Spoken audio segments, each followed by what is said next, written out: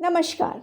आप सभी का बहुत बहुत स्वागत है सदीनामा रोज़ाना बुलेटिन पत्रिका के चर्चित व्यंग कॉलम मास्क के पीछे क्या है में।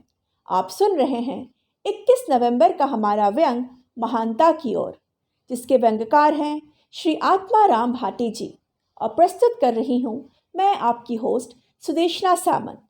तो आइए सुनते हैं आज का व्यंग। कुछ समय से साहित्यलाल जी शहर में ही नहीं, शहर के बाहर भी अपनी रचनाओं, अपनी गतिविधियों व आयोजनों में बढ़ चढ़कर हिस्सा लेने के कारण अपने आप को महानता की ओर अग्रसर होते हुए महसूस कर रहे थे। जब भी कोई उनसे मिलता भी तो वे अपने हाव भाव से ऐसा प्रतीत कराते मानो उनसे बड़ा या महान रचनाकार कोई है ही नहीं। शहर का मीडिया ही नहीं, सोशल मीडिया भी इनको महान बनाने में अपना पूरा सहयोग कर रहा था।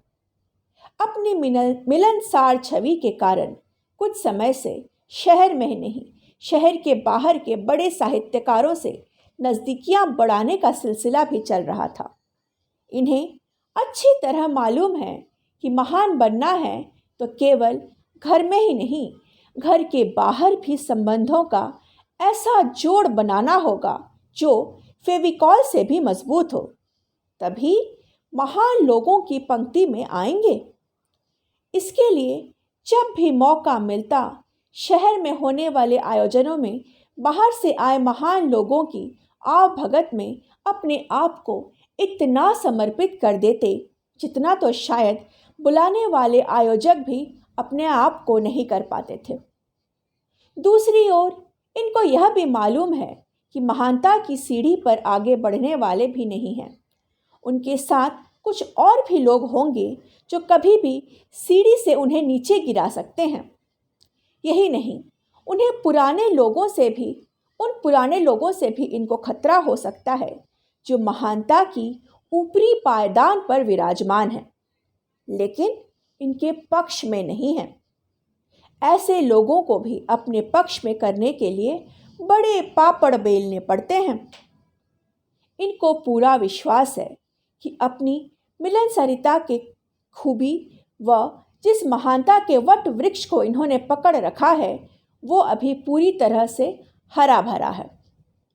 इनके आशीर्वाद से इनकी महानता की और बढ़ने के रास्ते जो भी आएगा उसे अपने पक्ष में करने में कामयाब हो जाएंगे, क्योंकि ये जानते हैं कि संबंध बनाने में मेरा कोई मुकाबला ही नहीं।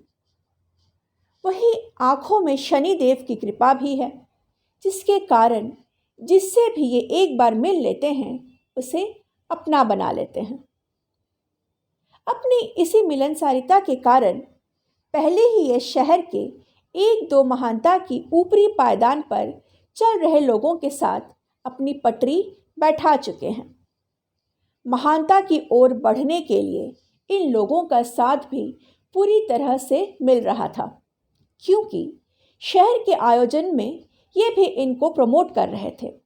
यही नहीं, पिछले कुछ समय से प्रदेश के अलावा प्रदेश के बाहर भी बड़े साहित्यिक आयोजनों में अपनी प्रस्तुति भी दे रहे हैं। जब भी मिलते हैं तो इनके मुख से यही निकलता है कि इस बार वहाँ से बुलावा आया और इस बार कहीं और से बुलावा आया। बहुत बड़ा आयोजन है, कई बड़े बड़े महान साहित्यकार के सामने अपनी रचना प्रस्तुत करने का मौका मिलेगा। कभी कभी मोबाइल पर इनका यह संदेश भी पढ़ने को मिल जाता था कि आज शाम को 4 बजे दूरदर्शन राजस्थान पर मेरा प्रोग्राम आएगा, ज़रूर देखना। एक दिन मिले तो मैंने पूछा, यार साहित्यलाल जी, दूरदर्शन, आकाशवाणी, इन सब तक आप पहुंच कैसे गए? यार मैं तो पिछले 20 साल से लिख रहा हूं, अभी तक एक बार भी इन सरकारी महकमों तक नहीं पहुंच पाया। बस यही तो मेरे और तुम्हारे में फ़र्क है, साहित्यलाल जी ने कहा। आज तुम कुएं के मेंढक से ज़्यादा कुछ नहीं बन पाए। कुएं से जब तक नहीं निकलोगे तुम घर के जोगे ही बने रहोगे। इसलिए यदि मेरे तरह महानता की सीढ़ी पर चढ़ना चाहते हो तो मेरे शिष्य बनकर मेरे से कुछ गुण सीखो। फिर देखना कि तुम्हें कहाँ से कहाँ पहुँचा देता हूँ। लेकिन इसके लिए कुछ साल इंतज़ार करना होगा, क्योंकि अभी तो मैं ही खुद इस महानता के रास्ते की मंजिल के मध्य सफ़र में हूँ। मैंने कहा, साहित्यलाल जी, बुरा नहीं मानो तो एक बात कहूँ?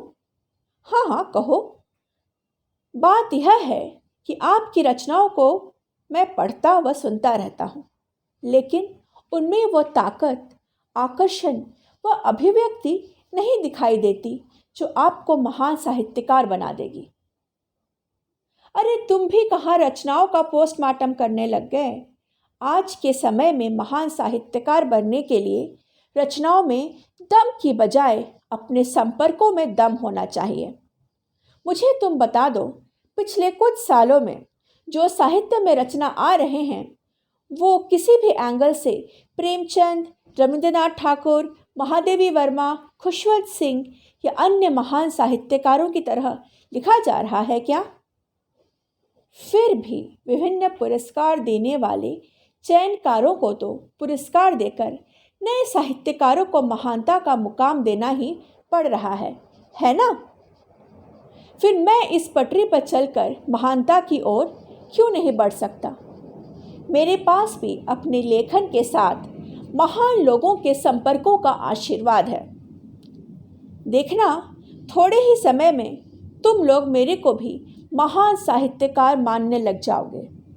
बस देर एक दो बड़े पुरस्कारों की है। मैंने कहा, साहित्यलाल जी, आप तो वाकई ही अभी से ही महान हैं।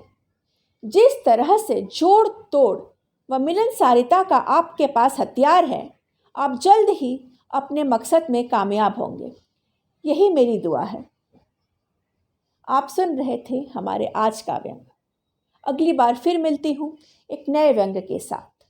तब तक हमारे चैनल को सब्सक्राइब और हमारे वीडियोस को अधिक से अधिक लाइक करना ना भूलें।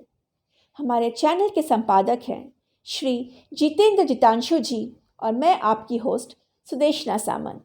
आज के लिए विदा लेती हूँ। अगली बार फिर मिलेंगे। तब तक आशा करती हूँ आप सभी स्वस्थ रहें, सुरक्षित रहें। धन्यवाद।